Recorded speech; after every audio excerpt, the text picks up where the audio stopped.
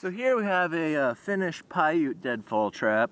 As you can see here, it's just like the Figure-4, except for it involves a piece of string.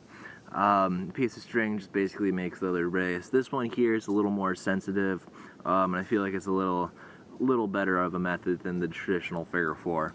Basically a Paiute deadfall trap. Something goes through and hits the trigger, and the whole thing collapses down on itself.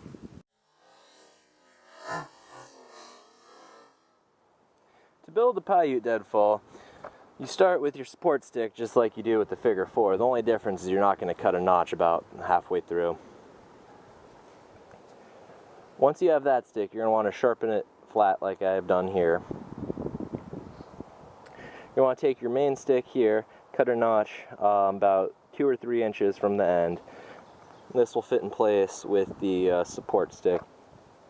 Now we're going to take a piece of string and tie it to the end right here, like I've done.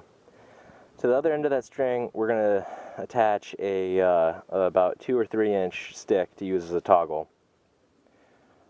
Once you have everything set up, what you're going to do is you're going to take your toggle, the string, and wrap it around your support stick once, like so. When you add a weight on top, like your log or your rock for your deadfall, it's going to add tension on the toggle. Now what you're going to do is you're going to take your bait stick, which holds the toggle in place against your rock or your stump. When something comes through and hits the bait switch, then the toggle is allowed to go free and the whole thing just goes and collapses on itself. Making the Figure-4 deadfall trap's pretty easy. You just have to take a few sticks and cut a few notches in the right place. To start, you're going to want to take 2 sticks about the same length.